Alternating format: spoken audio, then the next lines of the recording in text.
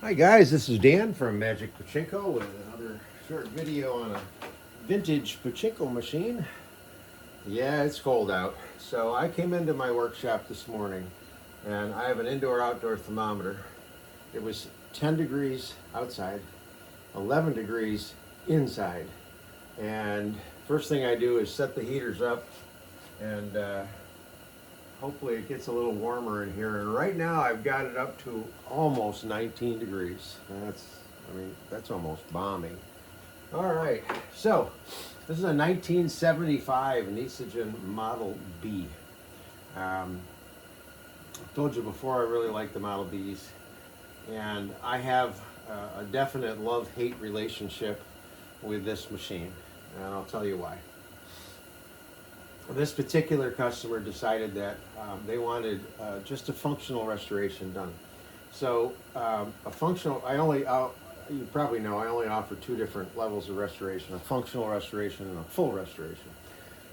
Functional restoration is just that. Every part on that machine that is involved in the functionality of it gets taken apart, cleaned, reassembled, put back on. That includes I take this off and clean the ashtray a little bit just because it's easy to take off. But the feed tray in the front for sure comes off. These are usually filthy. And the ball handling mechanism in here is, again, usually filthy. So the functional part, the launch lever here comes off, gets cleaned, and then of course the guts on the back side and the electrical system. And I also polyurethane the back board while I've got all the guts on. So I love that part of it. Now I'll tell you some of the hate parts, if you will. Because it is a functional only restoration, if you take a look at the playfield is actually still in relatively decent shape.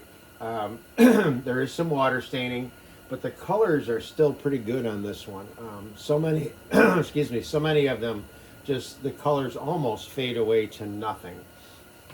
But if you come in and take a closer look, you'll see the playfield is got the nicotine stain on it, and it's dirty.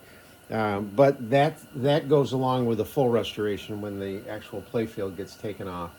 But I'm the kind of guy that likes to clean these things and make them look pretty. So when I do functional restorations, there are things that I just have to rein back on and say, no, for whatever reason, the customer either doesn't feel it's necessary to have that taken care of, or they just don't want to pay the extra money, which I understand. It's certainly the customer's choice. But just from my standpoint, there's just certain things that it drives me nuts. And I'll give you a perfect example. If you look down here, right here is where the interface is. That when the launch lever comes down, this little clear plastic piece that hangs right here pulls down on the ball handling mechanism, and it's what loads a ball onto the launch ramp.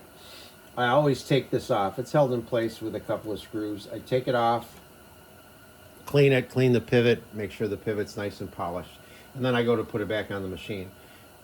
What typically happens is an awful lot of probably cigarette smoke residue gets trapped behind this, and it gets very, very dark and nasty looking back there. And I just can't in good conscience put a nice, clean, clear part back onto a really nasty area. So I have to go in and clean that. I just can't help myself. I clean this just because it was easy to take off. But this just, for me, drives me crazy. I want that clean. But again, it's a customer's choice, and I respect that. So now the other thing on this particular machine is the center attraction. It's a very cool center attraction. I've done a number of them. The problem is I always have the same problem with all of these center attractions. So the way this is supposed to work is when a ball gets in the upper portion, the weight of the ball will take the little monkey down. When the monkey gets down to this point, the ball will drop into the jaws of the alligator. the jaws will close, and then without the weight of the ball, the monkey will go back up. The jaws will stay open until another ball goes in or whatever. The big problem with these is that over time, keep in mind these things are 50 years old, over time this whole plastic piece will warp. And this one was warped quite badly. And what happens with this one is the lower section actually warped away from the board. So it doesn't allow a nice free movement of the alligator's jaws, because if these are the jaws here and the plastic piece is tipped back, it's going to rub on the back piece. So I was able to heat this up. You can heat the plastic with a hot air gun. You have to be careful. But I could heat it up and bend it back, get some of the warp out. The monkey's on a string. There's a little piece right here that goes in this gap, and the string goes through a protective casing and goes down to a pulley and back, and then there's a counterweight on it. So there's a very fine balance between the weight of the pachinko ball, because it has to be, the weight of the pachinko ball has to be enough that it will pull down, and then it needs to be light enough or heavy enough, the counterweight, to bring the little monkey back up. And it's very hard to get that balance, especially when the parts are not nice and flat and straight like they should be. I have yet to get one of these working perfectly, as hard as I try. And I made the mistake on the last one I did. The pivots on the jaws of the alligator go through, and it's a little threaded brass piece with a nut on it, and they Loctite that nut. And I thought I could get that nut off, and as I was trying to get the nut off, it just snapped that piece of brass. It just broke it right off on both of them. So that was a major problem. Fortunately, I was able to overcome it with some good minute work and some epoxy, but suffice to say, these are very hard to get right. This one is not 100%, but it's one of these things that's as good as I can get it without running the risk of damaging it, which I definitely don't want to do. So I'll show it to you in action in just a minute, and then you'll see it works. It just doesn't work perfectly, which bothers me, but I know my limitations. So let's just swing this around real quick. I'll show you how to load it up. This machine will be ended up being cabinet mounted, so I don't have the little ramps on the front feet to tip the machine back. It'll get tipped back in the cabinet.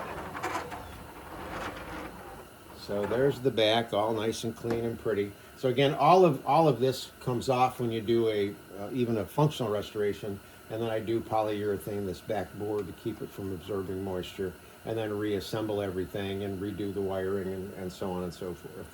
So there are a couple of places here that you need to be aware of.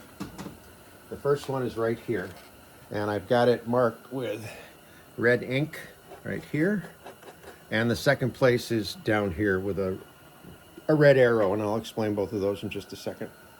So when you first get your machine in a box that looks like this, that's going to be up in this corner, taped in, you just pull the tape and empty the contents of the box, and in the box is your 12-volt power transformer that you'll plug into the wall. And once that's plugged in, you're going to take the end of the power plug and plug it right into the pigtail. And when you do that, this light will come on and stay on. That's the ball out light. There are two other lights on this machine right here. These are jackpot lights, and we'll talk about them later. So the ball out light is controlled by this leaf switch right here. And if you can see it, there is a metal rod that is pushing down on these two leaves. And when the leaves are together, the light bulb goes on. Now, when I put pachinko balls in here, the weight of the pachinko balls is going to push this down. It lifts that rod off of the switch, and when it comes off the switch, it will turn the light off. So that's the functionality of that particular switch. That's the way it's supposed to work. And if you see this light come on while you're playing, it simply means that there's not enough balls in the upper tray. You need to take your winnings and losings and recycle them into the upper hopper. So at this point, the second thing I guess you want to do is make sure that the ball dump is latched. This is what's called the ball dump. And again, marked in red, there's a little arrow on this piece to push to the right. And when you do that, these two pieces latch with each other, and that sets the ball dump. So when I put balls in, they're going to go from here into the turnaround and go across into the jackpot. If this is open like this, the balls will go around, and when they get to here, they'll simply go down the exit chute and fall all over the floor. You don't want that. So do that, and then make sure by just putting a handful of balls in. And if everything is okay, they'll run right into the jackpot. When they get there, they stop. And now as I continue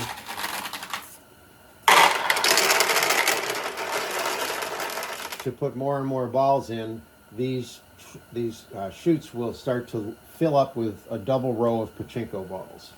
So at this point, I know the flow is correct. I'm going to just take a small handful of balls. I'm going to take everything else and dump it in the upper hopper. So if you have 500 pachinko balls, here's 20, 480 go up there. That's the way you load your machine. So this now has an abundance of pachinko balls. This chute is full with a double row. The turnaround is full. The lower chute is full with a double row of pachinko balls. And there's 7 pachinko balls on either side of the jackpot. And when the jackpot is triggered, it will open at the bottom and let the 14 balls out the front to the player. All right, so we now know the machine is properly loaded. The ball out light is now off. And then the third thing, I guess, that you're going to check is the position of the seesaw. So in this chamber here, this clear covered chamber, this is called the seesaw chamber. And the white plastic piece inside is the seesaw. Now in some machines it's clear plastic, other machines it's brass. It's all the same. It's always called the seesaw. It's always located right here on this style machine. And you want the seesaw to be in this position. Right end up, left end down, rather than this way. It needs to be up to accept a winning ball. So when any winning ball comes into the machine, it runs down a ramp internally, runs right into the end of the seesaw. The weight of the ball tips the seesaw, lets that ball roll out into this chute here, this kind of curved chute. This is called the exit chute. And when it does, it lands on the tip of the jackpot arm, which is this little metal piece right here. And the weight of the ball pushes down. When that goes down, it interfaces here and will open the jackpot. The ball will sit there momentarily until the cycle's complete. At that point, the paper clip, which is this metal piece here, lifts up and lets the winning ball, drop off the jackpot arm. The jackpot arm returns to its original position, and then the whole cycle starts again. So you do need some sort of a container that is wide enough to catch the balls from here and here. And these came with the machines many years ago. I've got a couple of these, but anything will do. A shoebox, one of these guys here from the dollar store. You know, just something underneath there to catch the balls, because you just don't want them running all over the floor. Or in this case, it'll be cabinet mounted, so this will be in the cabinet and catching the balls. So everything is loaded, everything is ready. The seesaw, if the seesaw is down, that's why the red arrow is here. There's a little push rod right there. And you just push and it'll bring the seesaw up. So this machine is ready to go. Just turn it around like that. And as a player, you're going to just drop some balls into the front feed chute. And this is the way that you want to get used to doing this. The proper way to launch pachinko balls. All the way down is when you push all the way down, what that does is it loads a ball onto the launch ramp. So all the way down, and then let go with your thumb, and it will launch a ball. Now most of the time, the balls are going to go into the drain hole as a loss. So what you're trying to do is get a ball to go into a tulip, and when it goes into a tulip or a pay pocket or into the center attraction, it will generate a jackpot. You'll hear the bell ring, the balls bang off of a bell. 14 balls come out here as a win, and the 2 lights that are over here behind this attraction piece will light up. So that was a win, so to speak. So we'll see if we can get another one. Now ideally, there's another one. So ideally you want the balls to drop down through the center, all right? Now, there are no tulips open right now, so it's a moot point. So you're going to try to launch the balls that go down through the center. But depending on how you play,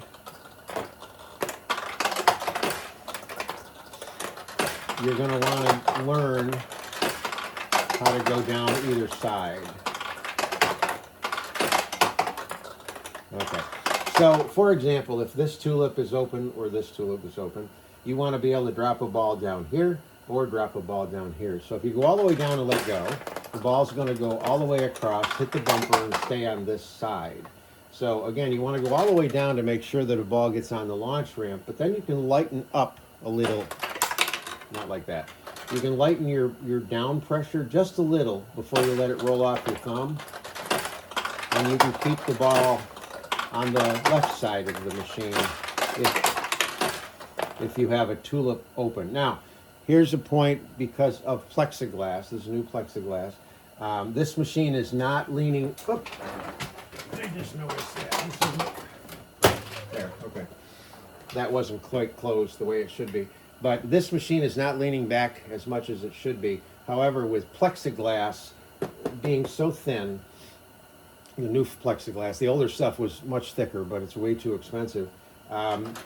Every once in a while, you're going to get a ball trapped between the nails and the plexiglass, and that's just the nature of what it is. If you put glass in, if you have a piece of glass cut, about 16 by 16, you won't have that problem.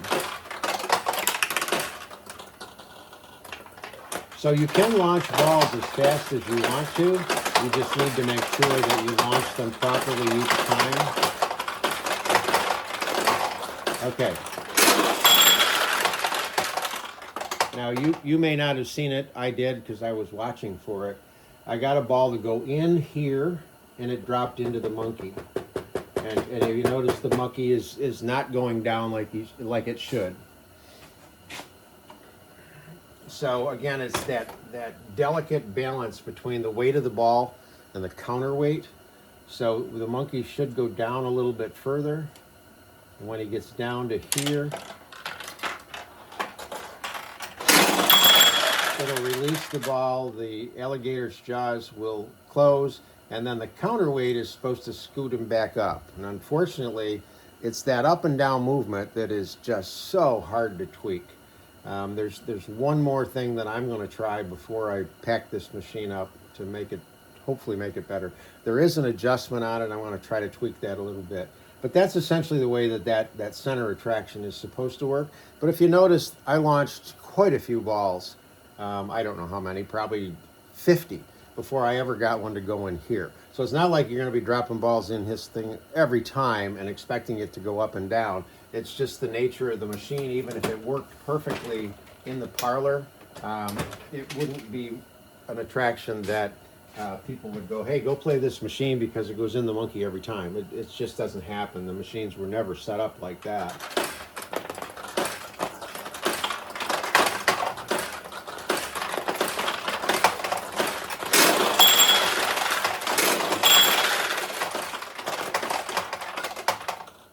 But the functionality is there. It's kind of a cool machine.